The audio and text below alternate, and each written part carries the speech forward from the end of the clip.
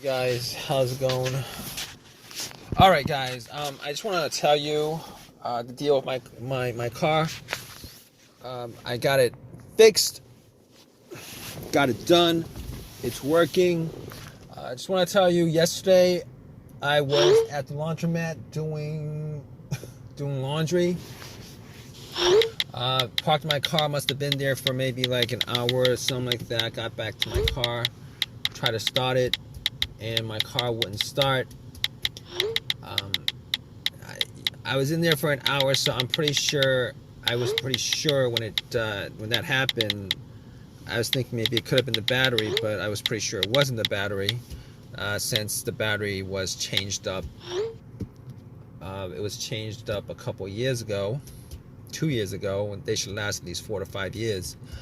Anyway, regardless, I turned my lights on and I went out, checked out my headlights, see if they were bright or dim, and the headlights were pretty bright. So I was thinking it should have just cranked just a little bit. It should have just cranked just a little bit if the battery was low. But since the headlights were that bright, I was thinking maybe it's not the battery. It's probably not the battery. But regardless, I had this issue happen a couple of times during the last 2 months, and every time that it happened, I was able to get the car started. It might have, last time I think I tried to start at least 7 times. Every time it click, click, click, and then on the seventh try, I was able to get it started. But here's the thing about it. I pretty much nudged the terminal on the battery a little bit when I got it to start. I think that was the reason why it started. I'm not 100% sure. But regardless, I put the hood up, went and inspected the battery. Now there was some corrosion on it, like a lot of white stuff, a lot of bluish white stuff on it. I didn't clean it last time, me being a little bit lazy on that. But this time around, I was like, all right. I got some Coke and I poured some Coke over the terminals. Got a rag, cleaned up the terminals as best I could, and after the Coke fizzed and oxidated the I guess oxidated is the word, oxidated the corrosion, popped it back on. It wasn't very loose. It was loose enough. It wasn't very loose. Popped it on. Came back to my car, tried to start it, and it did not work at all. It did not turn on. But the thing about it is everything else in the car worked. The radio worked. The dash lights were good. Blow motor was good. Everything was working normally. The remote for the doors, security, alarm, whatever. Everything else worked. So at that point, I was pretty sure it wasn't the battery, but I wasn't 100% sure on it. So I actually went, got a booster pack, because I bought one from Walmart because of what happened last time with my car. I put the booster pack on the terminals, and the booster pack was at 100% when I put it on, and this would have at least cranked it up a little bit. I would have at least heard some movement, some sound from the engine. So basically, I put it on, tried to start it, and it didn't do anything. Had the same thing, heard a click, tried it again, heard a click. All right, so at that point, I knew that it wasn't the battery. I knew that it wasn't the alternator, because if it was the alternator, it would have started. It would start up, and then once I took the power pack off, it would have just died off. So at that point, I knew it wasn't the battery, it wasn't the alternator. So I was checking the negative cable on the battery, the ground wire that connects to the frame of the car, just to make sure that it was connected, secured, and tight, which it was. It was secure, it was connected, it was tight. And basically,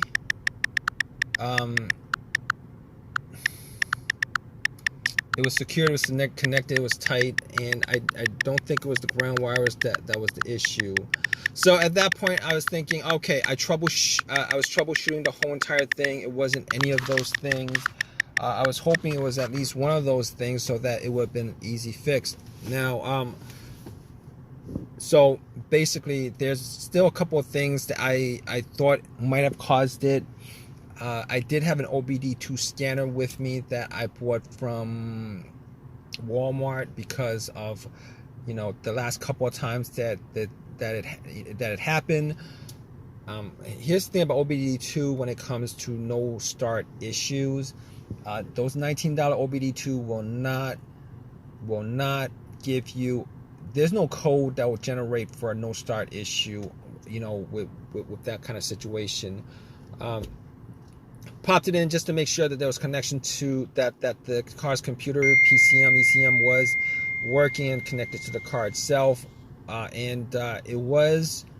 It scanned it, came up with no codes, so I was satisfied that it wasn't the car's computer that was causing this no start issue. And after that, I pretty much thought, okay, not the car's computer, could eliminate that. I was thinking, okay, what else could it be? It could be a fuse or a relay.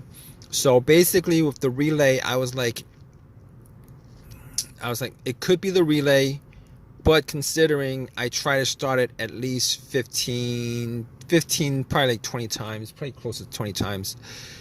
Probably shouldn't have tried to start it that often, but anyway, I did try to start at least 15 times, and every time it would click. Every time it would click. Every time try to start it, click. Try to start it, click. Try to start it. I heard like a faint click. Now, basically, that click is the relay. The relay is normally what happens is that when there's a charge that goes through the relay, it causes. I believe there's like 2 voltage plate on the relay to connect to each other. It's kind of a magnetism thing, connects to each other, and that's the click. So basically, I could rule out the starter relay because that was the clicking sound was the relay going off. It's just that the engine wasn't cranking at all. So I could rule the relay out at that point. And after that, I was thinking it could be a fuse. It could be a fuse that's the problem. And I was thinking to myself, okay, I've had 2 instances where I've had a fuse, fuses that were blown, which caused a no start. One of them was a no crank, no start situation, a no crank, no start situation, where I had no power at all in the car. No power at all. It was as if the battery was removed from the car. No power at all. Turned out that it was the main fuse on that car. The main fuse. Now that was a Honda that I had. It was a main fuse, and this is common to a lot of Hondas that I had. It was a main fuse that blew. And the reason why I knew it was the main fuse is because I had 2 screwdrivers, and I crossed up the middle portions of the rod on the screwdrivers, and it started up. So it was not obviously the situation is not the same situation because I am getting power to everything. I'm getting power to everything, but it just wouldn't crank up. So I could cross that off the list. The next situation I had was with I believe it was probably a fuse to the PCM or the fuse to the fuel pump that blew. I believe that was that situation, and essentially what happened was it was the car that I had it would crank, but it wouldn't start. It would crank, but it wouldn't start. So once I changed up the fuse, it would start up after that. Turn over, I mean. But unfortunately, I didn't have that. That's not an easy fix for this car, considering I have no cranking at all. I can't crank. There's no crank. All it does is make a click. It doesn't crank. It just makes a click. doesn't crank. So okay, so I could pretty much rule out those two fuse blown scenarios that I had previously. I could pretty much just rule those scenarios out, and rule those. I could just rule those scenarios out. So what I have left, pretty much, outside of the key fob, I'd consider it was maybe a key fob issue, but to be honest, I actually changed up the key on the key fob, and I didn't think it was an ignition issue. I didn't think it was an ignition issue. So I was thinking to myself, okay, it's probably the starter at that point. It was probably the starter at that point, considering it has all the symptoms of a starter going out. But here's the thing about that. I had the starter changed up like a year and a half ago, and I've only put up maybe like about 15,000 miles on the car. Probably around like 15,000 miles on the car. And basically, I was thinking to myself, what are the chances that it was the starter that's the problem? But regardless of that, there was no way I could test that out offhand. So I had to call AAA, had them tow the car, and tow the car home. Spent 2 hours waiting for AAA to tow my car home. And when I got back, I actually checked out everything, went through everything twice, 3 times, went through everything, checked out the fuse, all the fuses with a fuse tester. None of the fuses were blown. As far as the relay was concerned, I actually used a bump test with a pin to the 2 sockets on the relay. Took out the relay, pretty much used a pin, and then connected just to see if the starter would bump or crank or anything like that. And it didn't bump, it didn't crank, none of that stuff. So at that point, I was pretty sure that it was probably the relay. No, I was sure that it was probably the starter that was the problem. So basically what I did was I ended up taking everything apart.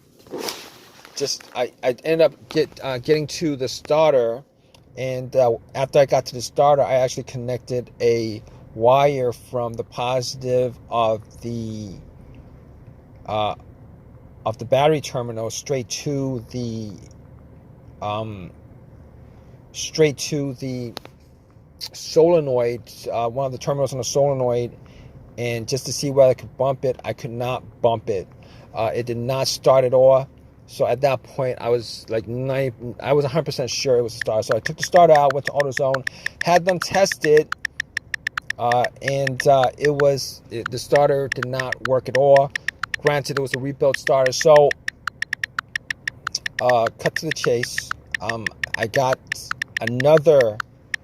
It was a lifetime warranty on the starter, so I spent $100. No, I didn't spend any money. I got the starter for free, popped it in to the car, and bam, it started right up. And I haven't had any issues ever since. My car is working. If you guys are going through this issue right now, just want to let you guys know, if you guys go through the whole troubleshooting steps that I've pretty much went through with the issue that I had with my car, there's probably a 90% chance that you guys will be able to figure out, what's causing your issue as far as your car issue or your car not starting. Now, here's the thing about it. I didn't, obviously, as far as the ignition is concerned, the key fob key was the most I ever did. But it actually, it was pretty much a good analysis, diagnosis of a no start issue. Try it out, guys. Hope this has helped you guys out. You guys have any comments at all on this, please leave a comment in the comment section. Please subscribe. Please give me a thumbs up. please leave a comment. I just said that. But anyway, regardless, hope this has helped you guys out. Take care.